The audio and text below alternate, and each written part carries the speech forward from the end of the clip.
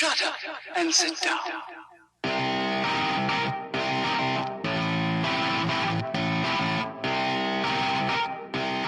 Hey! The carabiner battery's flat! We gotta go back! Old bike, rode it my whole life. You are listening to the Dialed Podcast with the not-so-aerodynamic Matt Legrand, Evan Price, Lance Hepler, and Jake Von Turing. Enjoy. Down hillsides. Hey. Watts, bonk, slam, snap, off, tempo, chamois, carback, endo, cadence, hammer, fondo, arrow, threshold, breakaway, century, peloton, and VO2 max. On my bicycle, singing my song. On my bicycle ride. Choose your arch enemy from the following list: mountain biker, triathlete, clueless cyclist, motorist, pothole, or gluten. On our bicycle ride, everyone's out alone sometimes, but it's better to have a companion ride. Everyone's Saturday night goes wrong sometimes.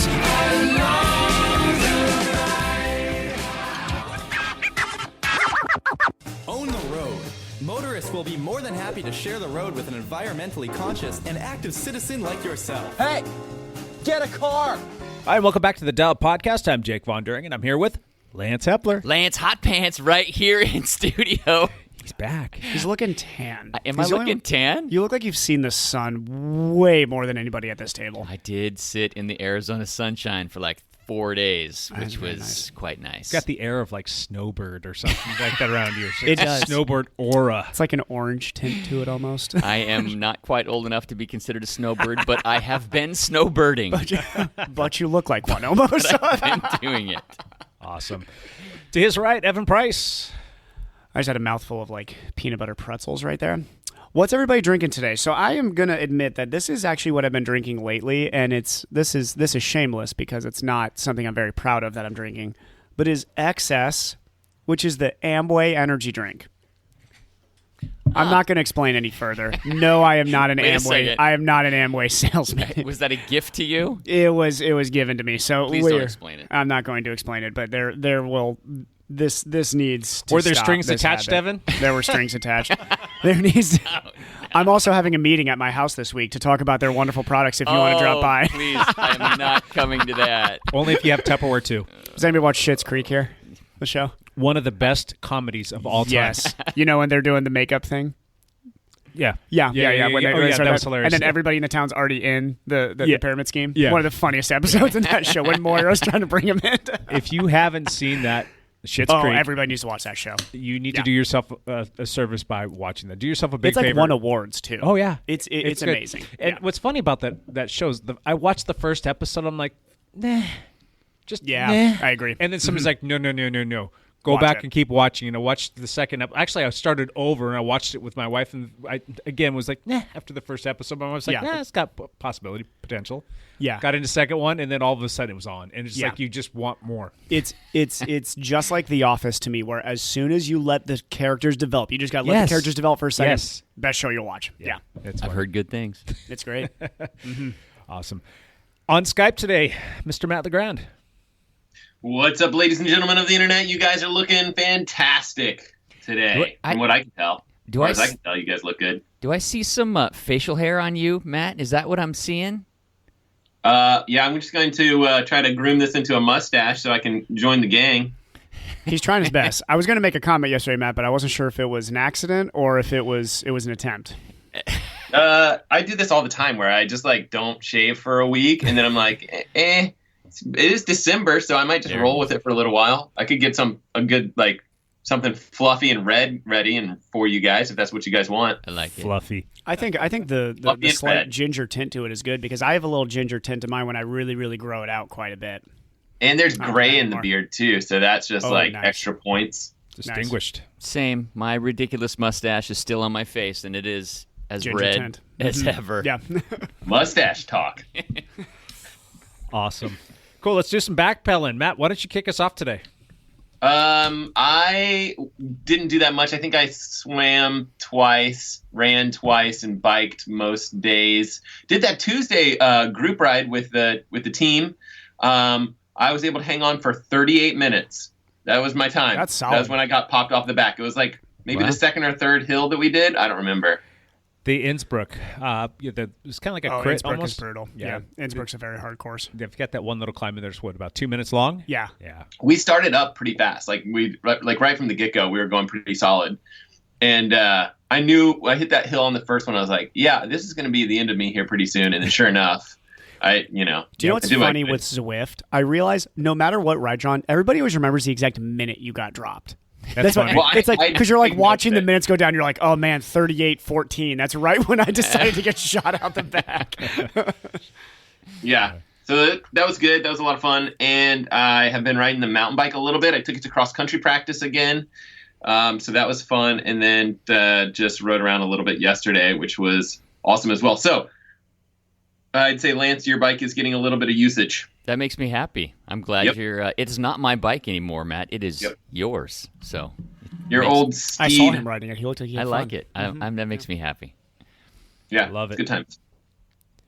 Anything else, Matt? Yeah. I avoided skateboarding with Evan yesterday. I'll let Evan do his back pedal to talk about skateboarding. I was shredding the gnar over at Matt's cul-de-sac. I think that's what the kids say these days. What you got to understand, though, is when you roll up to Matt's cul-de-sac, like 2 or 3 houses have like little skateboard jumps and like little ramps. And it's different basically things. it's going to become a skate park here soon. It's going to for sure like become a skate completely park. illegal for sure for us to just take over the road, which we do every day. When the Full weather's of decent. extreme sports over there. It's pretty cool. Full of fire code violations, I'm sure. But Awesome. Evan, backpedal.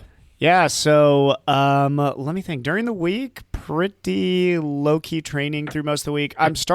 Very random stuff. I just started running at Evergreen High School. They just laid down a new track over by on the other side of the middle school. Matt don't know what I'm talking about here. That is a plush, bouncy track. That's like brand new, Matt. Like brand spanking new. All right, well, check it out. It's like running on pillows. It's so nice. But anyway, that's been nice for my lunch breaks to be able to run over there real quick. Thursday morning, me and Nate just flogged each other again up and down. I get to choose the courses. This is really unfair to Nate. I try to keep it fair. Wait, so Josh quit coming and now No, Nate he wasn't there this Thursday, but he's committed. Okay. He wants to come. But it is I will admit, this is I know I always joke about these like, man, these are fun. It is very hard to get up at 4:20 and I'm used to training at 4:30. It is a different world to be like, I got to chase Nate Scott this morning. Like, oh my God. It's a and whole it's different thing than just never getting on the eased bike. into it. It's like you start out, hit the first 2%, 320 watts right off the bat, and we're holding that the rest of the way. Yep, I'm warm. It is just a nightmare every single Thursday morning. And then I always go into a track workout right during my lunch too. So Thursdays have just become this absolutely terrible day. But it's great to have somebody like Nate, like Josh, that just, it's like this hilarious peer pressure we have between each other where it's like, Thursday mornings, okay. Here we go. Here you go. If the legs aren't there, sorry, man. No hard feelings. You're getting dropped out the back. But I have to continue to choose courses where I can outclimb Nate because that's the only way I am going to ever. Once he gets on the flats, that dude can sit there and hold 400 watts like it's his job for way too long. Wow. Yep. And so then we race on Saturday morning. We're doing this crit smash thing on Zwift, trying to do it every single Saturday to just build the threshold, which is basically 75 minutes at pretty close to what would be just an all-out effort. And we made it to like the 30-minute mark with the lead group this time. So we're just adding 10 minutes at a time until we can actually stay with that lead group for this entire race. But just to throw out the numbers, so this is how bad I am at Zwift racing. If you're a good Zwift racer, you have a power profile like Nate had for this race. Now, we both dropped back to the chase group with Josh, and the three of us worked and tried to break away multiple times, and it just never worked. But Nate had a average power of like 290 and a normalized power of like 340. Wow. I had an average power of 308 and a normalized power of 311.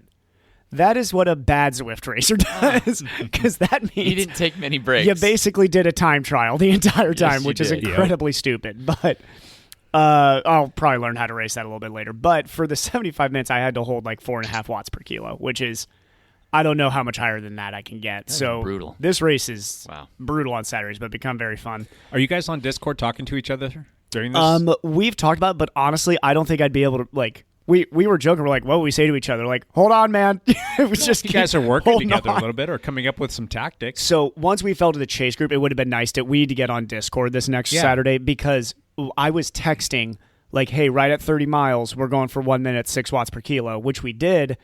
The problem is we were clearly doing all the work in the chase group because they'd save their legs. We would do this 1 minute. So our attack was 1 minute at 6 watts per kilo and then tried to hold 5 minutes at 5 watts per kilo. Yeah. Just back to back. And we're like, that should get us away. No, everybody was just lined out and chasing us for the entire 6 minutes. We finally went off the gas and everybody, bunches back up. Yep. So Get on Discord. we need to. Use the dial channel. Yeah. And I want to listen to it. Just like a We fly should- on the wall. we Or at least actually- All you're record gonna it hear is somehow. this. we could record it because the first 30 minutes is going to be us dying, and then it'll be us dropping back to the chase back and just talking the entire time. That's So- funny. But I mean, it's fun racing. It's the exact inverse of what an actual real road race would be, where like you actually ease into the race and then the hard efforts come at the end. In Right. Zwift, it's like the first 30 minutes kill yourself, and then the next 30 minutes is just like hold on and then save it for the last 5 minutes. But yeah, and then Sunday woke up with the biggest grin on my face I've probably had in months. There was a race in Challenge Daytona me and Matt will be talking about. It was a triathlon, basically the world championship this year.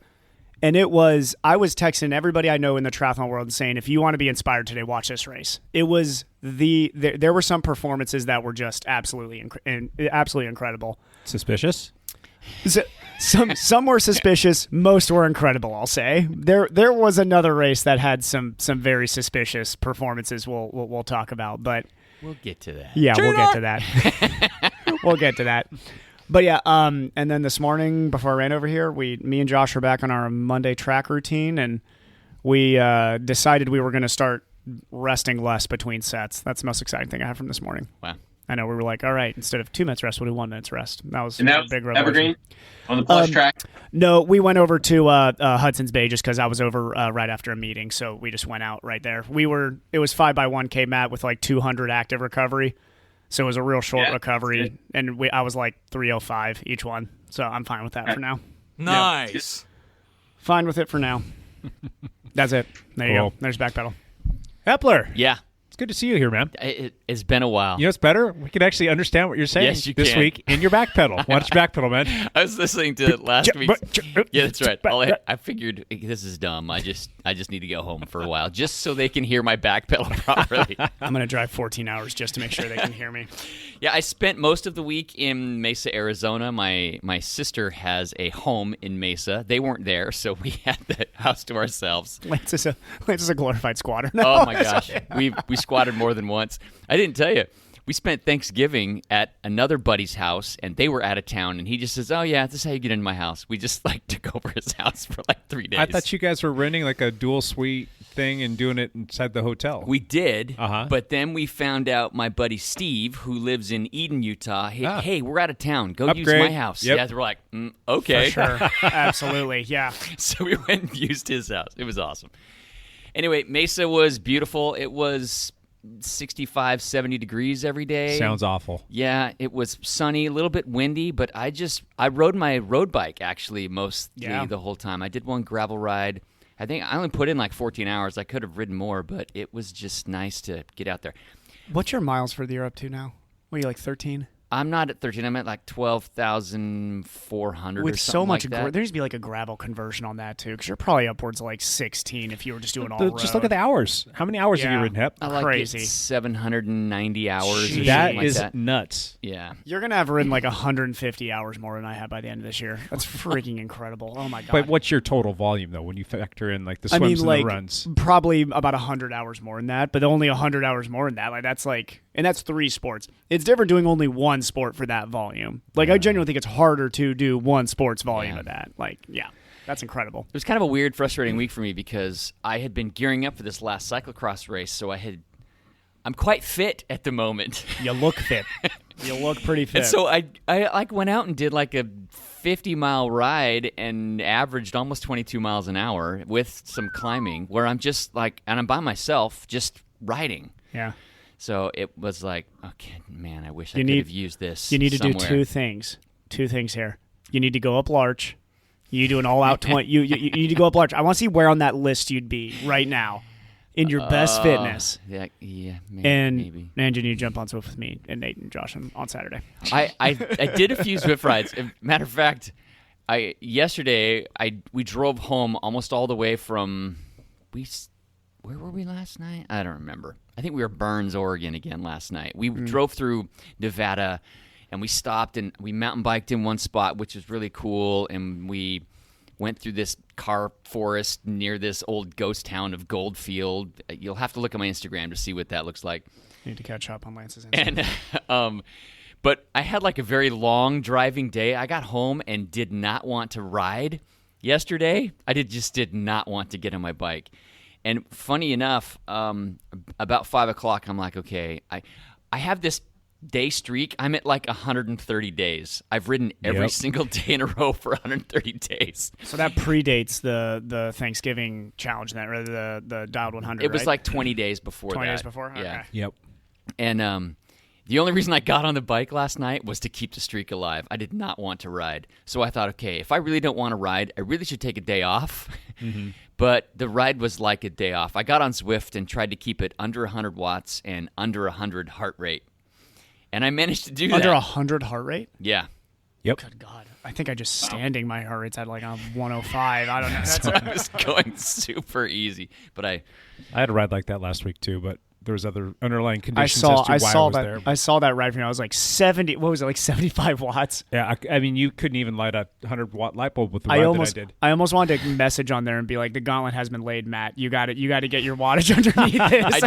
I did Get your wattage under control. I did feel inspired by Matt LeGrand last night while I was doing this, trying to keep it under 100 watts, which was difficult. But then, I wake up this morning and I feel like I need to go rip something off, so I rode like 30 miles this morning. Anyway, so yeah, I had a fantastic week. Rode well. Cool. I just missed that I didn't get to do this last race, but it was definitely the right call, and I don't know what's going to happen. So here we go. We're gonna have to come up with our own ways to show fitness. I'm still going to chase our own ways. KOMs. Yeah. I'll still do that. We just got to come up with like race KOMs. We need to really like restructure the KOM game and be like, all right, everybody, this is the KOM this week. Go out and tear it up. When are you leaving again? 3 days? 4 days? Thursday. Yeah, that's what I thought. I'm leaving Thursday. You gone for Christmas? No, we're going to Sun Valley, Idaho for a ski nice. trip, a week-long ski trip with my kids. Nice. My kids can't get Christmas off because of their jobs, so we're all meeting the week before, and we're spending the week in Idaho. Nice. I think my ride streak will be very difficult to keep up. Probably. Because it's like 6 degrees there. Yeah. I'll have my indoor trainers set up. I mean, You can take the tax with you or the no, Omnium? I don't think I'll take the tax with me. It's just too big to haul around. Yeah. I'll just take the Omnium and use my road bike. So Too big to haul around. You got a small bus that you get to drive around. yeah, that's true. But it's just like the tax is it's not very mobile. They're Probably not easy not, to yeah. carry. They Probably have not. like a handle. It's like awkward to carry. It's like 70 pounds. It's like a too. massive triangle too, isn't it? Yeah, it's just Yes. base-wise does not fit into place as well. and it still works. Otherwise, I'd replace it. At least the Wahoo has like the Wahoo weighs 1 million pounds, but it has like, the legs, I mean, it's pretty easy to store. Yeah, and it's got a handle on it and everything. Yeah. So whatever. Exciting. Yay. My back pedal real quick. Not much. Just I think I rode on Zwift Monday through Saturday. Exciting, huh? And then I rode outside with Sean yesterday. But I did have one day in there, like Lance, where it was just super low watts. I had another spell of vertigo hit me. Oh, it was that geez. day. I The remember The you gift talking that about keeps yeah. on giving when you get hit by a car, and I'm sick of talking about it, but I don't know. It's just one of those things that just popped up, and it made me feel nauseous and zapped all my energy. I'm like, I don't know how you rode a bike. it wasn't happening. It's more like at this point now, it's more positional. Like I was getting them throughout the night. Like when I'd roll from one side to the other, the full-on vertigo thing would hit, and the room would spin, and it just felt miserable. Ugh. Anyway, so I got on the trainer and kept the watts super low because that's about all I had in me. Fun times, huh? Yeah. And it's not much else to report. I mean, we did our team ride, which was a blast, and we had a pretty good showing again. We did the whole Innsbruck thing like Matt was talking about, and I'm following kind of quasi-following a structured training program right now as well, so there's not really much fun stuff. No KOM hunting, nothing like that. Just trying to stay on a program here so I can keep up with all you kids that are getting way too fast as I get slower and older and fatter. So. Kids. Lance gets to be a kid now. Yeah. I'm looking younger. I'm older than all you Just guys. the hair is not making you look younger, but it's totally your gray. fitness is getting younger and younger and younger and younger. You should dye your hair, Lance. No. That would be so. At this point, it'd be way too. It would be so too blatantly obvious. I would love that, Lance, if you did that. Dye my hair. That needs to be your Christmas present to all of us. Please dye your hair. I don't want anything physical, nothing like that. I just want Make it orange. That'd be Make sweet. it like try Orange. to look real too, Lance. Yeah. Just yeah. Layer it. natural. I don't know what. Bleed, Just like for me. bleeding colors when you sweat on your face, like Giuliani. That's funny. All right, moving on. Champ Bailey, top 5. I think he's in the top 5 discussion. I mean, I'm not just going to go out crazy Hall and of say top Famer? 3. Hall of Famer. Hall of Famer. Champ Bailey. Champ Bailey by Champ Bailey. Champ Bailey, you in the house? Champ Bailey's right here. I've got my own intro now. I love it. Wow. Very nice. Is Champ Bailey really a top 5 corner of all time? I don't know. I think so. That's a He's yeah. pretty sticky good. Yeah. I know there's a lot of Denver fans out here, so they're going to be like very biased towards that. I'd put him in the top 5, but Seen him play. There's a lot of good cornerbacks though. There is. history-wise. Yeah. All right, racing news. Go. Yeah. There was a cyclocross race. There was a couple cyclocross race that happened. One was the Super Prestige race that happened. These are all happening in Belgium or the Netherlands. Super Prestige Boom. It was won on the women's side by Lucinda Brand, who's been winning every race she gets in. Yeah. The cool news from that race, Is she calling now? she's calling. Lucinda Brand is calling She's in. going to tell us the cool news. The cool news is, as our American champion, remember her name? Clara Honsinger. Clara Honsinger. She took 6th. Oh, she was top 10? Yes. Dang. Which is fantastic. Did you look to see where Becca ended up? I'm not sure if Becca raced. She may not have because she may still be recovered from that. She has concussion. Yeah, she had a bad concussion. She may have, but she's been barely getting in the top 30. Yeah, she's been struggling. But. Anyway, super cool that Clara got in the top 10. Katie That's F. huge Compton race. there or no? I don't think Katie was there. No. She just had a birthday this past week, if I'm not mistaken. I think so. She's in her How old is she? 40s? I think so. Yeah. On the men's side, it was won by I talked about him last week, Ellie Iserbit. Yeah. Did you get the name right this time? I have no idea how to say his name. It's Iserbit. Iserbit? Okay. Sounds good to me. I'm Yeah. totally guessing. Iserbit. And our podcast favorite athlete, Wout van Aert, took 4th this week. Mm-hmm. So behind a few other guys. I think Vanderpool did a race, but it was not one of the Super Prestige races or I a didn't even know he UCI raced. race. Okay. So that's Just what's easing happening back there. into it. The other thing, they are still going to go ahead with the World Championships for cyclocross, but they announced that there will be no fans at it. Oh, that's a bummer. Yeah. I mean, it's cool that they get to race, but Yeah. that's kind of like the whole vibe. It's Yeah. like No spectators at the World Championships, which is the Makes right sense. call. Yeah. Absolutely the right As long call. as they can race. At this If point, they it's like can as long pull as off the race. even if they were like, we have to bubble it, you'd be like, fine, just let him race. Yeah. Just put him in a bubble and race him. And that's all racing news. Champ out. Let's move on, Jake. What do you say? All right, Matt. Mr. Speedo's over here is gonna This is chime where in with his little Jake PTO and- update. Jake and Lance can quietly remove themselves from the conversation now. Matt, so Sunday morning, what were you doing? I woke up super early and started working, but like I think what's most important is the triathlon side of things. We had a race. A big race. Triathletes actually got to race. And not only that, it was, as far as I'm concerned, it was the World Championships for 2020. Yes. And as far as I'm concerned, it was the most exciting professional race I've seen Okay, so in let's. my life. The most exciting I've seen. So this Yeah, happened. it really was. This Yeah. happened on the Daytona track. On the Daytona in Speedway Daytona, track. Yep. Florida. No spectators. None, It had yeah. to be invited to come to this race. It Yep. was just professional athletes. It was athletes and family, basically, and the- media. That was the it. distance was So it was a 2K swim, which is what you swim for a half Ironman. okay. It was an 80K bike, so a little short of a half Ironman bike. It's about 50 miles. About 50 miles. And then an 18K run, which is about an 11-mile run. Okay. So it was, in theory, going to favor the ITU athletes. Because shorter, you can go a little bit harder. You would think, hey, that swim's a little long. They can kind of go a little bit harder on the bike, and that run favors them too. That was absolutely not the case. 100% not the case. There were some ITU athletes that performed amazingly well, but especially in the men's field where there was a lot of trash talk back and forth between the two, I think Matt would agree the long course guys came to play, and they really, really came to play. Like hard. What I think was interesting about it, and I think the reason that it became more of a long courser type race was because the aerodynamics and being on that TT bike and having the 20-meter draft like segment, like how they have the draft rules set up was really a very important part of the race. They were going so fast on their bikes for that bike ride that basically if you weren't an amazing biker, you were gone. You were not in the race. And then you had to be such a well-built, strong runner, too, because to come off the bike after the speeds these guys were going, exactly, and even dream of running some of the paces that were thrown down is, I'm still mind-blown right now. But the women's race was first in the morning. So Pacific Northwest, she is from Canada, but Pacific Northwest resident, Paula Finley, who is Eric Lagerstrom's significant other and big YouTube star in the triathlon world. It's Eric Lagerstrom's like girlfriend.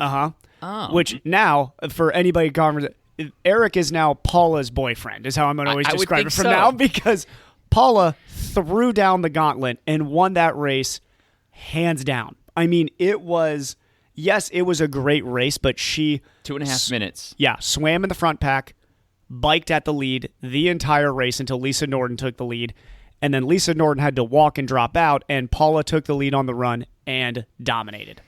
And $100,000 to the winner. winner. She won a lot of money. I was going to say. It's a $2 million purse for the entire... Yeah. Yep. Wow. It was good money there. Yep. I think everyone was like, you go to this race, and even if you're in the top 60, there's money. Yeah, even the 10th place was $17,000 or something like that. Yeah, just great payouts across. 40th place was $2,500. Yeah, right. So I think it's like that's the amount of money that you're like, hey, this is going to cover the trip if I just finish the race. Yeah. Yep. So in second place there was the defending Kona champion. So even though Paula comes from ITU, she's been racing long course for a couple of years now in the half Ironman distance. So she's kind of a hybrid. It was Holly Lawrence, Laura Phillip, and Annie Hogg populated the other top four, basically. And Ann Hogg ran out of her mind. She ran a 105. 105. She basically ran 6 flat pace for the entire run. It looked suspicious to me. It was suspicious. Don't be suspicious. Don't be suspicious. Don't be suspicious. just being a fan of being a hardcore triathlon fan of American triathlon. I do like looking at German triathlon, which is very, very fast, and always just being like, that looks suspicious. Looks like Jan Ulrich. Looks like Jan Ulrich out there. But what is happening? But so Ann Hogg had to serve a 2-minute penalty for drafting. Now, I'll talk about the drafting penalties. I really hated. Now, Matt, I think you'll agree with me here, and I was talking with Josh today too. I hated that the verbiage around that was like, oh man, she would have, or Vincent Lewis would have been right there for the win if he wouldn't have got that penalty, or Ann Hogg would have been right there without the penalty. Okay, that penalty, they had multiple warnings. You're sitting in a draft putting out probably 75% of the watts of the person in front of you. That is cheating. You're cheating. That's a 2-minute penalty. If you are on your own. I feel like in some cases, like the drafting penalty, like it's not really cheating. Like she didn't cut the course. She served her penalty. I don't really consider it cheating. Okay, cheating strong, but she's basically saving her legs through that draft. So I'm not going to sit here and say like, oh, if Ann Hogg hadn't had that penalty, she'd be 2 minutes faster on the course. She probably would have ended up roughly the same time that she was, because she also wouldn't have been able to go like a bat out of heck coming out of the penalty box and run a 105 flat. So I think that she probably would have run closer to like 105 mid, 106, Paula still has the win either way in my book. Yeah, Paula still would have won, no doubt about that. It's just the fact that I didn't really see the drafting for her. I think that she kind of got a bad gig on that one, whereas Vincent Lewis was very clearly drafting. Blatantly drafting there, definitely. So I think that there are levels of breaking the rules, or whatever drafting penalties, and I think that she should have been probably let off the hook. Just a quick question: they give you a warning, correct? Is that what you said? Yeah. So in that, supposedly, this is what the announcers were saying: is usually the bike will pull up next to them, the moto, and will say "Hey, you're in the zone." They'll give them either one or pass two or back off. Yeah, either do your business or get off the pod, basically. And there's a rule when you go for a pass, you have a certain time limit to get through that zone. Right. And it was only 45 seconds. I'm just thinking that she might rule have gets gotten broken picked up frequently early on when there was too much traffic out of the water. Yeah, and I think also too she is a great athlete, but she knows her strength is the run, that she's an elite runner, and that she needed to hang in on the bike. I'm sure there were moments where she's probably sitting in that draft feeling okay, and it's scary when you're that person to try and pass, because for Anne, if she passes, let's say she wasn't all the way up the field to Holly Lawrence, who was way up there, but if she goes to pass a super biker, that super biker is going to pass her in 2 minutes later. So energy conservation wise becomes the question there. Who was your pick on the female side? Oh my God, Nicola Spirig. I wasn't even close. 10th place. Okay. Nicola Spirig. So funny. We did a little poll. We did a little betting that Matt was in too. Yeah. Out of the 8 people, Matt, I was dead last again. Yeah, you were dead last. So, Evan, you have a knack for picking. I have a knack for being amazingly wrong. It rivaled my Tour de France failure. It wasn't quite the Tour de France failure was amazingly bad. What was crazy about this bet was it was pick your top 8 men and 8 women. Yeah. It was the most crazy bet of all. Of why 8? Why not top 3 or something normal? Which on the women's side was a real shame for me and Josh, because we both picked Spirig to be up there. Spirig got out sprinted by 8th and 9th. And if she would have known that, hey, I'm betting on you getting in the top 8. There's bets to 8, guys. Maybe she would have pushed it a little bit more to get into that top 8. So, okay. So what happened in the men's race? So the men's race was, and correct me if I'm wrong, Matt, I loved watching the women's race just from being a Paula Findlay fan, like we all are. Yeah. But the men's race was insanely competitive. It was. I mean, the men's race was more competitive than the women's race, Yeah. but they were both the amazing best races. competitions of the year by far, because that was the only one of the year. But also, even in a normal normal year with Kona and all the big races, this race would have been probably the best race Ever, competition wise, even men's or women's side. It was pretty impressive. Absolutely. Did you guys enjoy watching this more than you would watch anything Kona Ironman? Yeah, this was more engaging. It was only 100%. 3 hours instead of 8. Yeah. You give me Kona any day or this, I'd watch this every single time over Kona. Absolutely. This was what's interesting about this is that ITU versus long. I mean, there's just a really cool mix to that. There was. We don't ever see that, so I liked it. And it was so, and me and Matt have been talking about the backstory. There was a lot of trash talk going into this. So, talking specifically, there was between the American athletes, Sam Long, who's this young guy we've talked about on the show a lot, brash, but speaks, I think, coming from his heart. I don't see him as a very aggressive trash talker. He's a light-spirited, good guy. I love Morgan Pearson and Matt McElroy, but they talked a lot of trash back to him. And Pearson in a post on his social media basically said, "Sam, don't disrespect me. You can't run 1 mile with me." No holds bar. He threw a punch at him and said, you cannot run with me, period. Pearson didn't make it to the run. Really? I picked Morgan Pearson to be on the podium. He did not make it to the run. What happened? No idea. I have no clue what happened. McElroy cramped on the bike and didn't make it through even half the bike. So there were ITUers, I think, that went. And Sam Long ended up 9th. Yes, and Sam Long had the race of his life. And he ran 101. He ran amazing. I mean, the guy biked, I think it was almost 30 miles an hour. He was 29.8. 30 miles an hour for 50 miles. Wow. I mean, it's insane. The guy's power profile, his NP was 366. So here's the thing. He biked even with Lionel Sanders, who just set the Canadian 1 hour record on the track. This is where triathlon is now bringing in, and I think they've always had strong cyclists, but this is like a new, I mean, the Lionel Sanders of the world and the Sam Longs and the Ditlev, who is this Danish kid who's just coming onto the scene.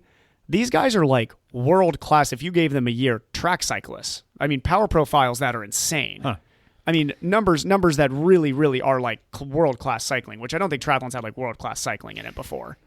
So this was won by Gustav Iden. Yeah, I don't even know who that is. He won half Ironman Worlds last year. And then Matt Hansen, who's a USA athlete, he Yes. was second, fantastic. And third was George Goodwin. Yeah, Who's that? So Matt, Exactly. Matt, He's totally a mystery how many guy, but how he's a many British people guy. how many people do you think picked Goodwin to be in their top 8 in the world?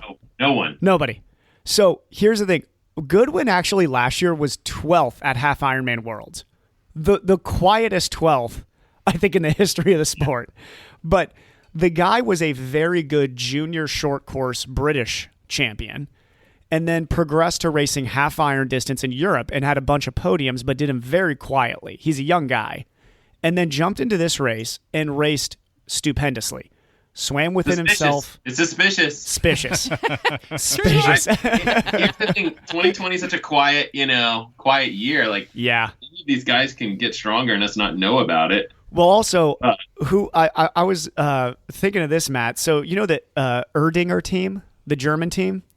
There's like Andre Dreitz on that team. Patrick Lange's on that team. Okay. Thomas Davis, the guy who was like at the front of the race the entire time. No idea who Thomas Davis was. Patrick Lange may be like the 4th fastest guy on his own team right now. Like he's. I feel like he hasn't done much in a while. No, I feel like a former Kona champion is like not even the fastest dude on his own team. So there was, I mean, the men's race basically came down to Gustav Iden took the lead on the run after doing very, very well the entire race to stay in contact, blew away. Prior to that, Ali Brownlee, who was in the lead on the bike, basically the entire bike, until this young guy Ditlev caught him. And Ali Brownlee is far and away the favorite for this race along with Vincent Lewis. Both at the front, Vincent Lewis starts to drop off on the bike after getting a drafting penalty. Well-deserved for Vincent Lewis. He's going to serve a 2-minute penalty. Basically, at that point, you can imagine his race is done. So Ali Brownlee comes off the run, takes the lead. You think it's going to be over. He all of a sudden pulls up and has a calf injury. Pulls himself out. What? So he's done at like 2 miles. Like done. Pulls himself out. Isn't that kind of his MO a little bit? Doesn't he pull himself for from being races so like frequently? I don't know. like Ali Brownlee a lot, but he is known as a guy who runs into those situations a lot. But he like absolutely he buries bury himself. He where buries he just, himself. like, where So, his body falls apart. When he says my calf hurts, I 100% believe Ali Brownlee because that guy will bury himself. But so then all of a sudden you look at the front of this race and you're like, where are all the ITU guys that were supposed to be dominating this race? Gustav Iden then takes the lead and goes away. You're like, okay, there's the guy. Like he's gone. He's going to win the race. But then, like Matt said, and you would agree, places 2 to 10, it became the most exciting race I've ever seen over that distance. It was a mix of people, right? Like Rudy Von Berg was in the in that American. mix. Yep. American ITU, but then Matt Hansen long clearly, course for know, Rudy. Yeah. It was really cool to watch for sure. It was, and then Matt Hansen being. He had the fastest run. I mean, just amazing. Now, Matt Hansen holds the Ironman Marathon world record run split. He's gone 2:30 low off the bike before, so it is not a mystery that Matt Hansen can run off the bike. But to run through that world-class field was just... And also, if anybody's ever watched Matt Hansen run, he's one of my favorite run gait analysis. Anybody who wants to sit there and say, like heel striking's bad, watch Matt Hansen run. He's not the most beautiful runner. No, he's not. But I'll tell you what, he moves quickly. And there's a lot of... Matt, as a coach, if you saw a kid running like with his arms just coming like all the way across, I mean, it's incredible. The guy just like lurches his each step forward. It's amazing. Cool. Well, and Lionel Sanders finished off the podium. Looks like he was 4th. Yeah. Yep. Lionel Sanders had an amazing day, in my opinion. Him and Sam Long had a pretty amazing day together. They came out of the water. Correct me if I'm wrong, Matt. They were like 54th and 5th or 53rd and 54th, which is basically basically the very back of the. They came out with, you know, roughly where like guys like me are coming out, probably even a little bit further up, but way back. And they jump on their bike and they average 30 miles an hour for the entire bike ride. Or I thought it was faster than that. I think it was actually. I think it was over 30 miles an hour. And they worked together, but were just Sam Long running into T1. He was talking in an interview afterwards. He tapped Lionel on the shoulder and said apparently the most explicit, like, motivational thing, because Lionel said he was like, I was very jacked up to like bridge this 3.5 minute gap. They had a 3.5 minute gap to the front of this race. That is a 3.5 minute gap to a gold medalist, Allie Brownlee. They gap all but 40 seconds of it. Wow. I mean, tore through the field, 30 miles an hour, tucked in arrow, probably didn't get out of arrow the entire time. And then jump off, and they both run 5 mid. I mean, run 2 of the best run splits of the day. And just stayed right with that group in that front. And, you know, Sam ends up top 10, which was amazing, and Lionel ran himself into 4th. So you obviously watched this. I can't say that I did. I had other things going on that day. I did not either. Yeah. Was it well produced? Yes, until the very end. It did. Matt, did you like the broadcast through most of it? Yeah, I did. I think that there may have been a glitch at the end where it just kind of cut out, and I'm guessing that was like they had the live broadcast set for a specific amount of time, and the time like clicked off or something. Is that what you're talking about, Evan? Yeah. But like that's for a first time group to do a live broadcast like that, they crushed it. Yeah, they did. Watching that was exciting for the future of professional triathlon. They need to keep that race going exactly like it is. Tweak the setting where it's like one person just wrote like, hey, this race is going to take 3 hours, and then cut off the live feed at that point. It's like, no, you should probably do 4 hours. Yep. Just leave that, you know, like whatever it is. That's it. Like fix that and like do the same thing you did. You know, maybe add more stats for live video footage or whatever, but like it was really, really well done. Yep. So what kind of camera angles were they getting? Were there like aerials and you could see what was going on? Or they had helicopters. They had the interviewers were like out there with motos and cameras on their helmets, so you could see like pretty close there. And then you had the trucks like cars were going around the Daytona outside, Speedway, so you had cars with really nice cameras as well. Very smooth. It was pretty well done. Huh. The swim component, you said that they swam in the infield in like a lake or something like that. Was it big enough for them, or was it kind of clunky? They did. In fact, they didn't swim the whole thing. Yeah, they did a 2-loop. So they came out of the water, which is really good. I like when they do 2-loop swims. I don't know about you, Matt, because it gives splits to where the guys are. Yeah, I like it. Really hard for announcers to track where everybody's at in the swim. It's hard to recognize people in the swim. Sure. So when they come out at the halfway point and then run around this little pier, run back in and dive back in.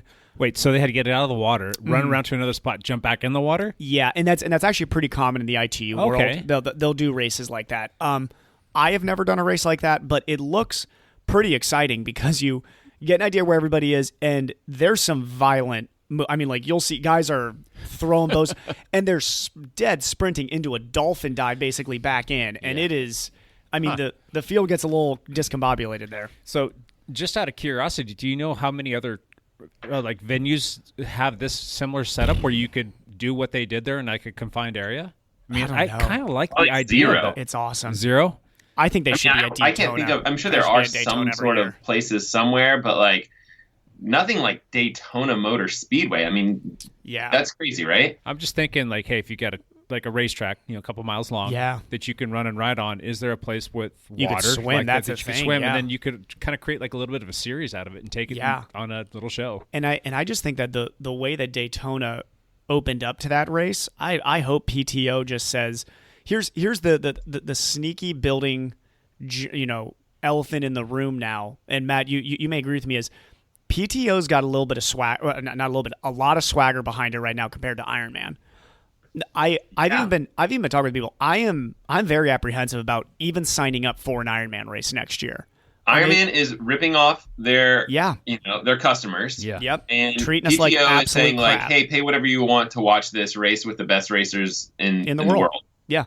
And I mean, here's the bottom line is The Kona broadcast on NBC has been a mainstay in triathlon for a long time.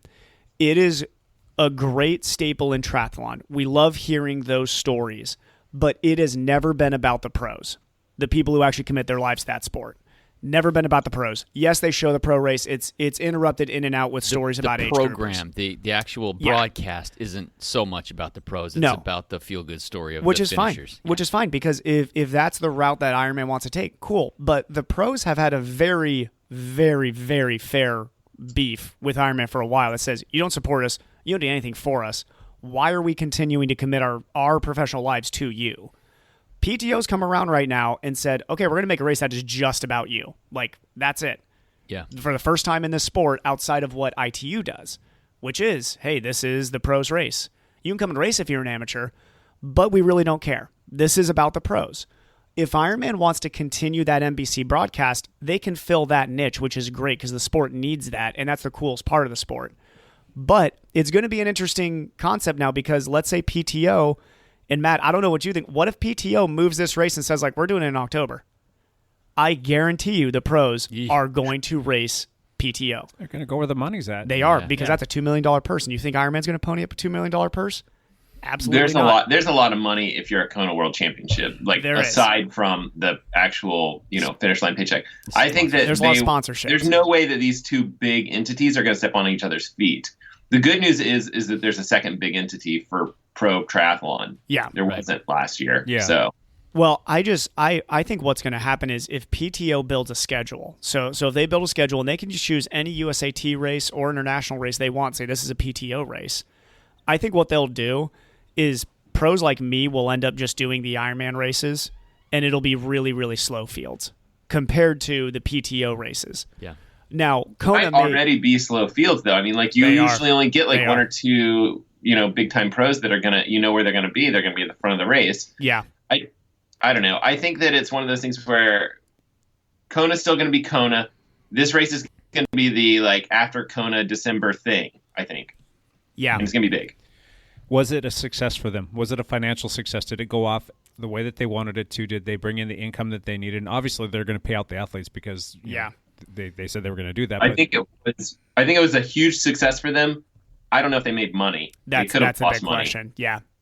Will they stay around now in the future? I think so. I think they planted themselves firmly into the front of triathlon's eyes this year.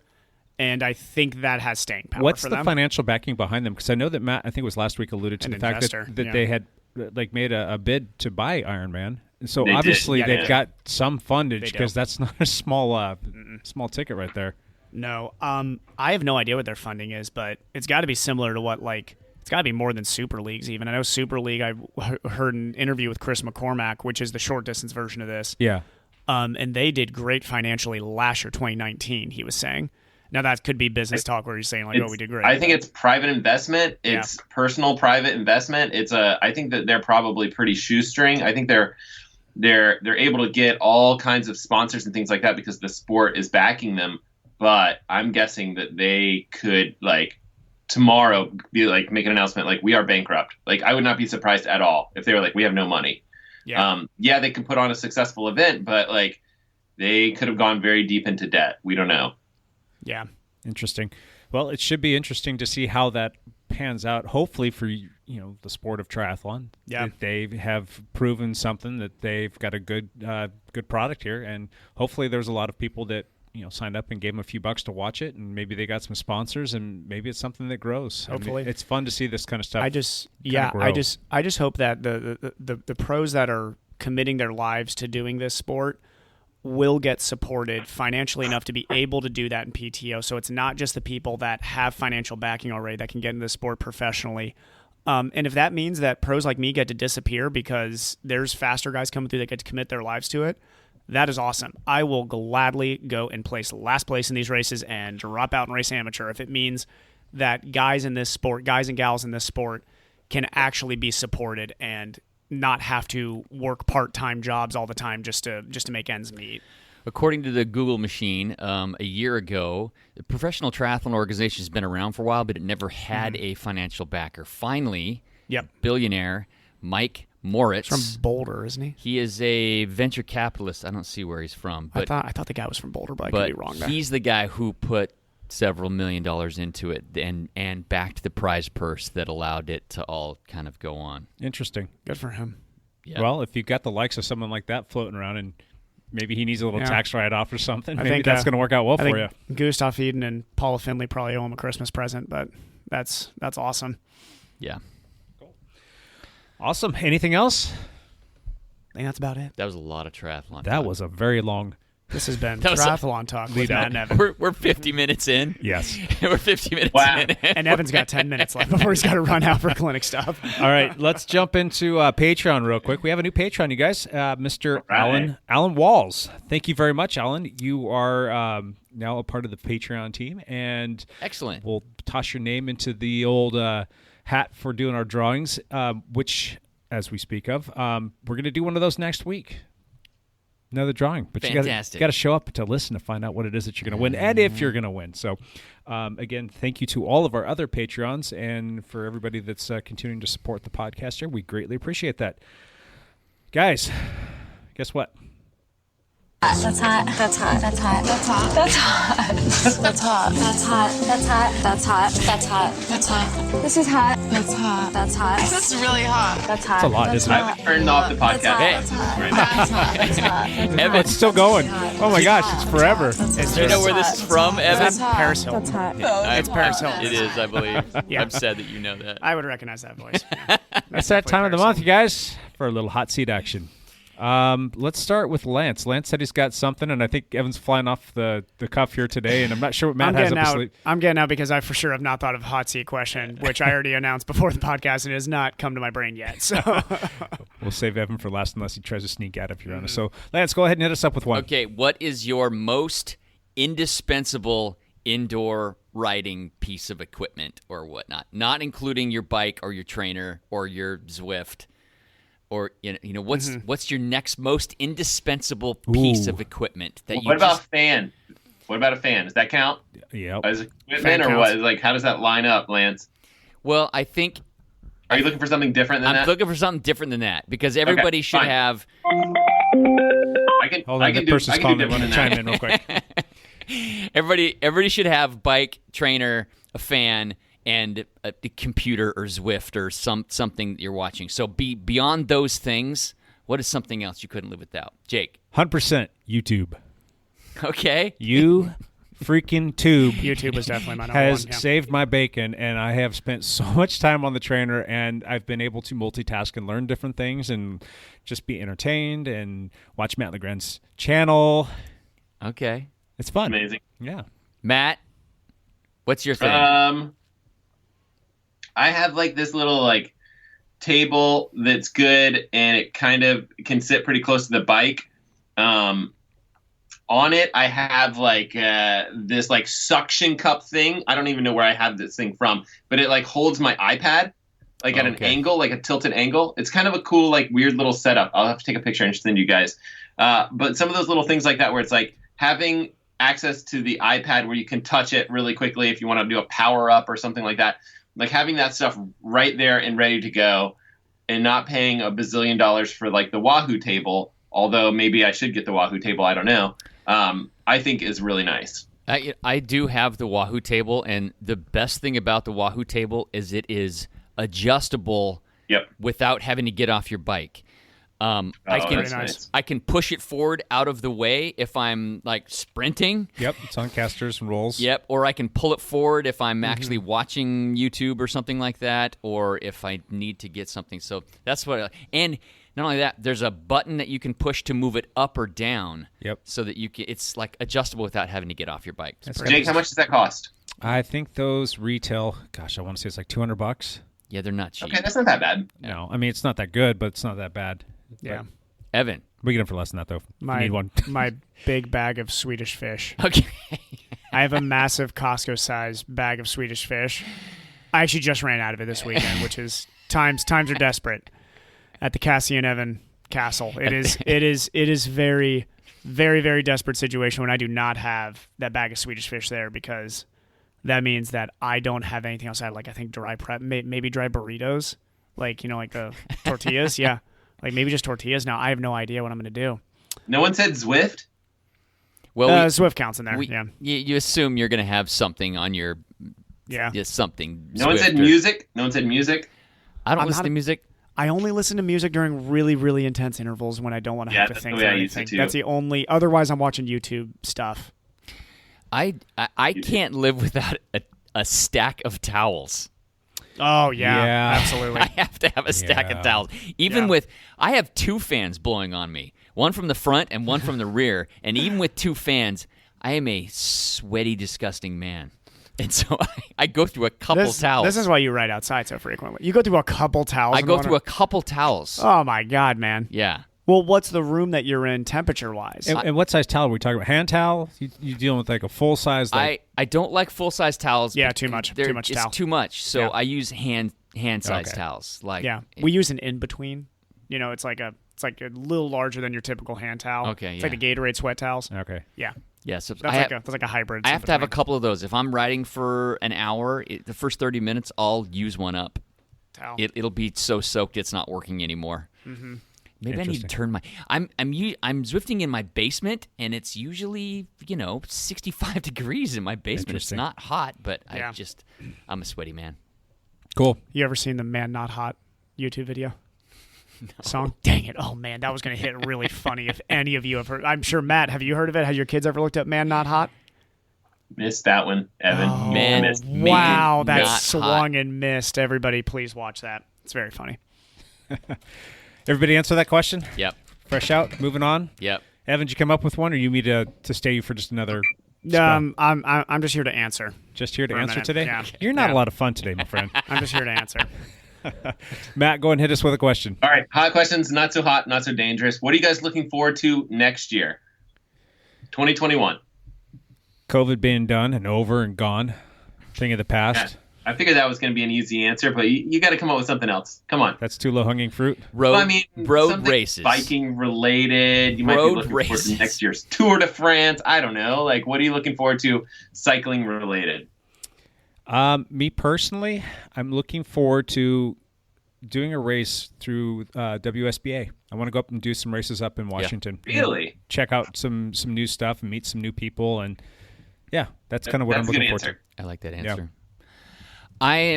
One of the things I'm really looking forward to is regular weekly large group rides. Oh God, yes.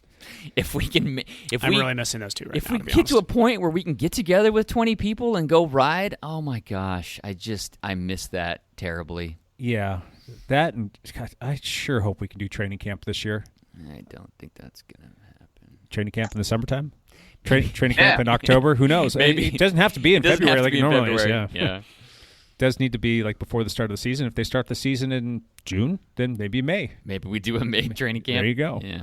We wouldn't have to go so far south. We could go like Northern California or something. Yeah. Maybe. Yeah. How about you, Matt? I don't know. I was the one asking the question. I don't have to answer it. You need to answer the question. You got to answer I your would own like question. to see. I would like to see a local triathlon race, like nothing big, but just something cool and reasonable, like a real race would be a really neat thing to do to be able to race again. I think that would be really fun. Other than that, like, I think looking to see like what challenges that I know a lot of you guys have done it, in particular, like Evan did his own Ironman. He did his own, Everesting challenge. So I'm looking forward to seeing like if we are not racing next year, what challenges people kind of come up with.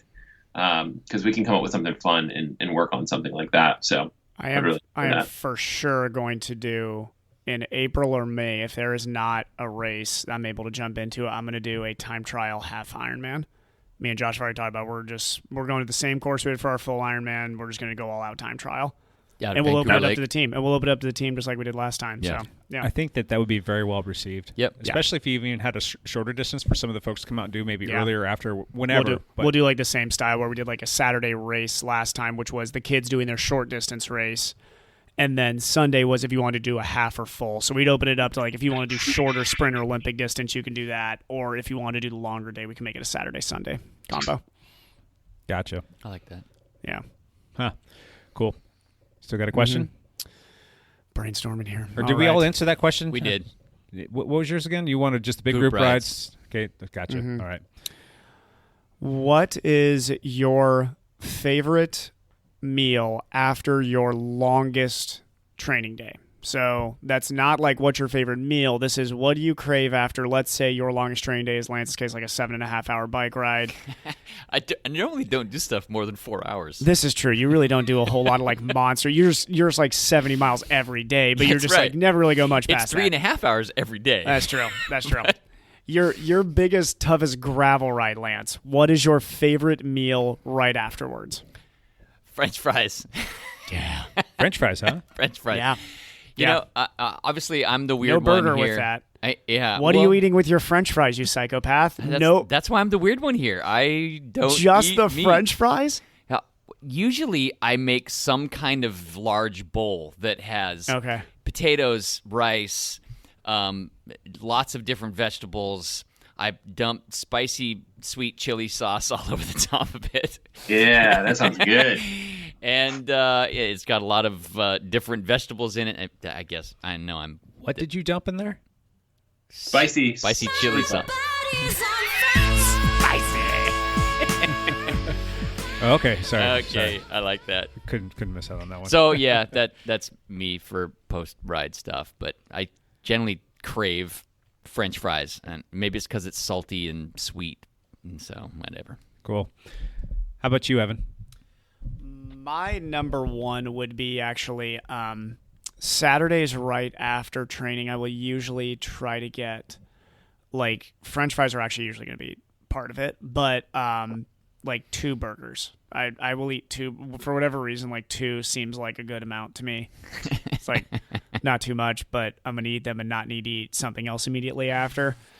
And me and Cassie have this system down where I make my burgers. She starts we'll cut the potato. We actually make our own fries in our fryer, and she'll do a turkey burger because she's healthier than me. And then we have a system down in the kitchen to where it gets done in a pretty efficient amount of time right after. So we can basically be eating 30 to 40 minutes right after, and then sit down and eat that right away. There you go. Yeah, it's basically down to a full system. Yum. Matt, did you answer that question yet? No, I don't have a great answer because I don't have like a go-to meal after something crazy like that. I do have my, egg breakfast burritos that I like to pack up and bring on bike rides and stuff like that. I miss doing that. I haven't done any like crazy long rides lately, so I haven't needed to bring a ton of calories with me. And then I used to do like protein shakes directly after really hard workouts. I haven't been doing that as much lately. I don't know if they're really that needed. I just like having some sort of, usually if it's like a hot workout, you want something like a cold, calorically dense like drink, like you think like milkshake, right? When you think about something like that, but basically something like that, except for with protein powder in there as well. But meal wise, man, I could eat pizza all day long. And after a hard workout, I love pizza. Yeah. I had some, what was it? A margarita pizza that was fantastic. There's a little local place here called Bellagio's. It's kind of, you guys know where Bellagio's at? Yeah. Oh my gosh, their margarita pizza is so stinking good. My wife brought some of that home. And I'm like, I can't not have some of that because I was like, I'm trying not to eat this kind of stuff, and I think I had like 4 pieces of it. Right. My answer to that, it's probably gonna be atypical, and I'll eat it before a race, and I'll eat it after a race. Sushi. Yeah. You're a sushi fan. You're weird. It's so good.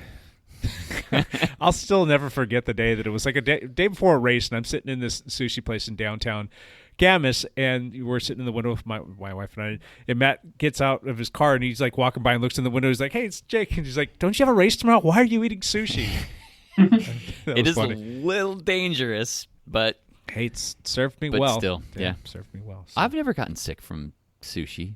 I've eaten questionable sushi and never gotten sick from. You better knock on wood there. I ate gas station sushi multiple times, like for lunch for a long while. Dude, that is Russian roulette right there. Yeah, it is. But it's not really that bad because it's not actually seafood. If it's not even seafood, it's still rolling the dice on that one, my friend. You see, but I think that's even not a roll of the dice because if you went in there and they're like, "Hey, this is fresh seafood," that is rolling the dice. But if you're just going in and getting like your chevron like pre-made, or it's on sale because it's been sitting out for 12 hours. But that's not actually that is as much sushi as like I mean, like the day old stuff that they'll give you at Freddy's. Like, there's no way that that's sushi. Right. So yeah. To me, it's pretty low risk, low reward. It's not a high reward from that. Gotcha. Cool. All right, my little hot seat question here, real quick, goes back to the YouTubes. Some of you may or may not have seen the little YouTube channel that we started up about a month and a half ago-ish, Lance? Yeah, like 2 months ago. Something like that, yeah. So we've been putting out a few videos and trying to stick to this whole once-a-week little, posting them out, and we're starting to get a few followers, and some of our videos have gotten, over 2,000 views, which is kind of cool. Yeah. A little bit of, positive, feedback for some folks. It's always nice. My question is, and I've asked Matt about this, and I've kind of gone back and forth. I want to bring back the live stream. So it's a part A and a part B question here. I want to bring back the live stream for the podcast so that people can watch that.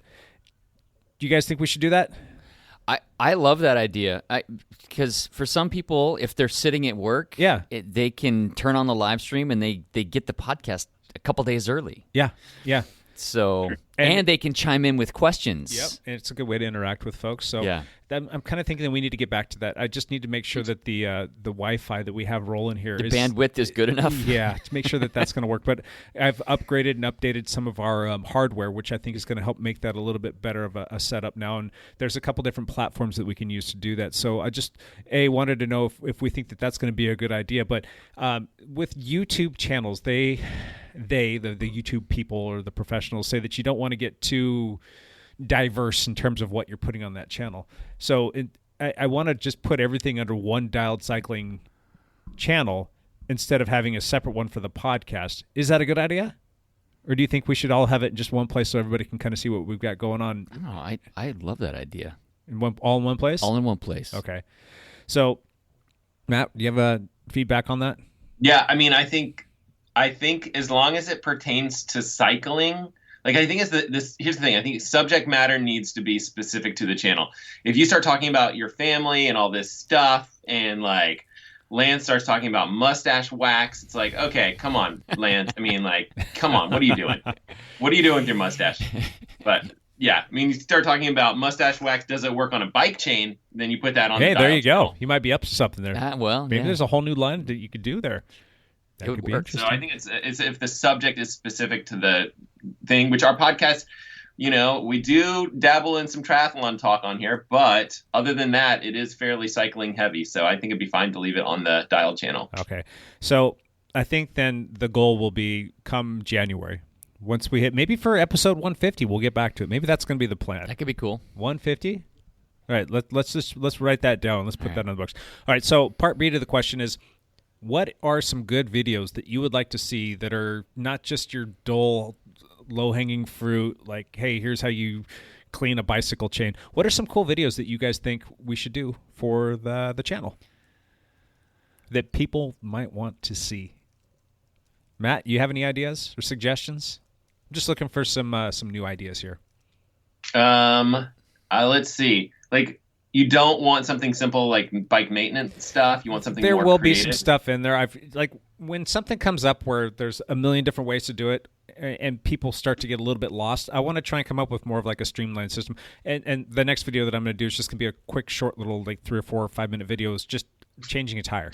And it sounds stupid, but I can't tell you how many people that have even been around for a long time still miss certain little things, like how they're wrangling with getting a tire seated. Like some of the tires on the wheels these days, people are like, it took me 30 minutes to get that tire on there, and they come in and I show them how to do it in 15 seconds. They're like, oh, okay. Right. Little things like that. But something that might be more interesting, do we need to have a vlog here? Do people care about that? Do they want to hear human stories? I have an idea that is something that I've been thinking about for a while for you and I and Lance, and Evan can't join us because he's Evan.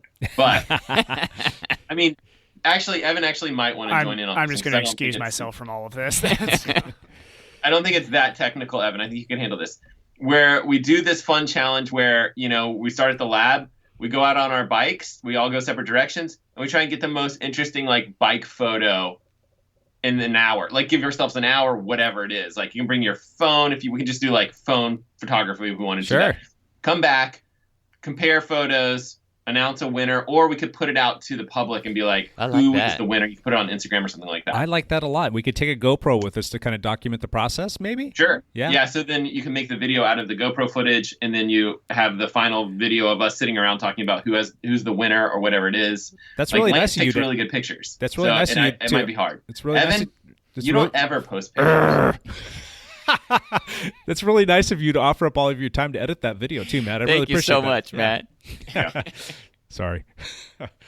What'd you say to Evan? Sorry. I got tons of, I was just saying, Evan doesn't take enough pictures. He needs to get out there because he does tons of rides and stuff. He just doesn't document it. Right now, I'm doing tons of rides indoors. So if you want to see a beautiful picture Do it. of a towel, Post it. or a Post it. I'll give it a thumbs up. If I could make somehow Swedish Fish look artistic, I think that would be about the only way. I could make like almost like a sea of fish and just make like a little picture of them and then just do that. Evan, do you have any recommendations or something that you think that would captivate your interest, like video wise? Anything in there? Not off the top of my head right now. No. He's up to his eyeballs in documentating. I think the thing Documenting, that's that's probably not even going to a have to word. happen is for quality of my appearance on this podcast is we're probably going to have to go quality over quantity for me here in a bit because people are probably getting tired of hearing me ramble on and not know what I'm talking about when it comes to anything equipment wise or preparedness for this. We could do a day inside of any medical practitioner during a pandemic, which would be a really fun experience for everybody who thinks, man, they look busy. That's funny. How about you, Lance? All my ideas we've already done. That's the problem. That's why we're asking, because we're trying to come up with more ideas. I just want it to be diverse and maybe come up with like a few different things that aren't like typical. Like I don't want to go out there and like just copy GCN or copy whomever. I want to have something that's kind of unique to us because we've got like a really cool community. We've got a really cool team. We've got some neat things going on down here at the lab, and I just want to try and kind of showcase that, show everybody You had what's talked neat about about at one point, Jake, like kind of picking someone and giving, basically doing like a bit of a, I don't know if it was like a follow around or what you had talked about, kind of like highlighting a specific person within the team. Yeah, just to kind of create a little bit of like a documentary. That's definitely still on the list of things to do. It's just a matter of finding the time to make that happen. Yeah, I don't know why this idea just came to me, but like best 20-mile loops around the Portland area, best 50-mile loops around the Portland area. However, we have followers and subscribers from all across the nation, so it wouldn't really. But that still could be interesting, I think, for even other like why did you choose that? And maybe that's something that they can use, like little metrics that they can use to go come up with a route. I don't know. I mean, that might be kind of rhetorical, but I don't know. I just wanted to put that out there to see if you guys had anything. So to answer my own question, it was going to be what Matt just said, was basically following somebody. Okay. I want to do because we've got some interesting people on our teams that have interesting careers. They've got interesting training habits. They've got like cool stories to tell. I mean, just there's so many of them. I could start rifling them off, but I don't know. I like really that want to idea do too. that. So Anyway, that was my my little hot seat question. So. Oh God, here it comes! Oh, hot, hot, hot, hot, hot, hot, hot, hot, hot, hot, hot, hot, hot. That was for Evan. He loves that so much. All right, let's get into one last thing, and we will wrap this thing up after that. Evan, let's do one last thing with you because I know that you got to sneak out of here in just a minute. One last thing. As he's typing a document I got nothing. for work, and he's texting, and he's just somewhere else. I'm picking on him a little bit. We'll go with really nothing different's going to happen this week, to be completely honest. It's going to be just Groundhog's Week, so yeah. Still living life here in the Pacific Northwest. It's a blast. Yes, sir. Mr. Matt LeGrand, one last thing from you. I think Evan's right. I think we're going to have a lot of rain this week. I think it's going to be a lot of the same, a lot of indoor trainer rides. I posted a video last week. I posted top sports tech YouTubers. That was fun. Yeah, video. that was cool. Yeah. It wasn't that hard to make. This week I need to get out a couple of videos talking about different gifts for swimmers, bikers, and runners. Jake, I might hit you up for ideas on bike gifts. Sure. You always have good ideas on that one. I've done that one. I think this might be the second or the third year that I've done this one. So that's kind of a fun little tradition. Started there. But I also have some other stuff to review. I have like an Insta 360 camera that I want to review. I have a watch, the Wahoo Element Rival, which has been solid, and a whole bunch of other videos that I want to get out. I mean, I just don't have enough time to do it all because work is crazy. So hey, going back to the the last video you did, the top 5 sports tech guys, did any of them reach out? Did any of them reach out to you or thank you, or did any of them see it? Yeah, all but one, I think. Who was the standout?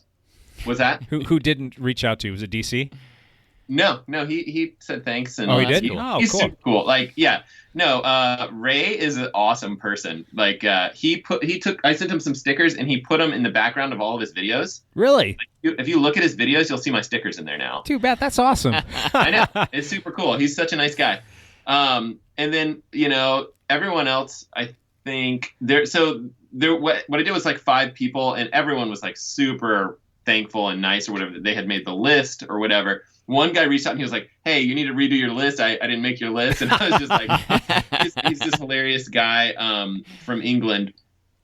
But then there was another guy that was on my bonus list, and I'm sure he just didn't see the video and didn't send me a message or anything like that. But he is mostly on the running side of stuff, and posts like videos every day. His name's Kofuzi, or his name's Michael Ko, but his channel's Kofuzi. And he's a super cool guy. I really like him a lot. But yeah, so called him out. He did not thank me for that or comment on the video, which I'm sure he would have had he seen it, but he missed it. Fun. Very cool. Love it. Mr. Hepler, one last thing. Because of a recommendation from a teammate and listener, Andy Levine, I ended up getting a couple T-shirts from Redbubble. Check this out. Can you describe it? Oh, geez. Yeah, it's like a dark gray shirt with a black, like subdued print on it with a bicycle helmet, sunglasses, and a mustache. Oh, man, that is fantastic. You see it? Yeah, I can see it. So, Lance, I'm getting some this is the other thing that I should have mentioned is I'm getting some shirts made up. I'm going to start doing some T-shirts for the channel. A lot of swim, bike, run, rinse, repeat stuff. I love it. Cool. I'm really excited about it. I think some of the designs are turning out really well. So, got some merch.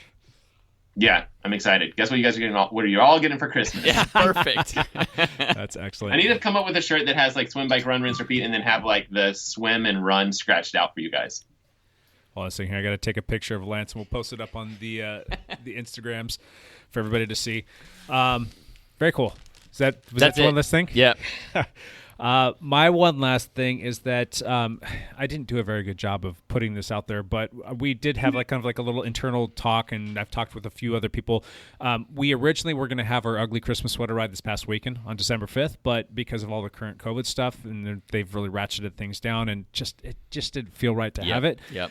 We're pushing it back, and we're going to cross every single finger we have to have it on Saturday, December 19th. Got it. So that is going to be kind of a crapshoot. We don't know if it's going to still be the same current COVID stuff, but we're going to do it regardless. And if it is one of those things where it's really ratcheted down and we just can't be around each other, we'll just do a time trial format.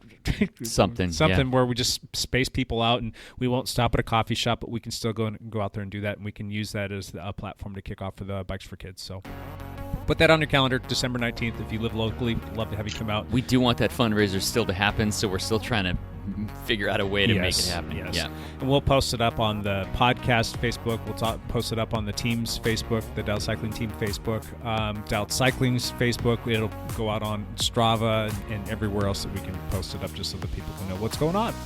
Love it. That's it. We're all done. We're all done. Nothing else. Matt, you got anything else you want to put out there before we say goodbye? Thanks for letting us do the podcast, Jake. Always fun. Yep, always. Cool. We really appreciate everybody listening. We'll see you next week. Bye for now.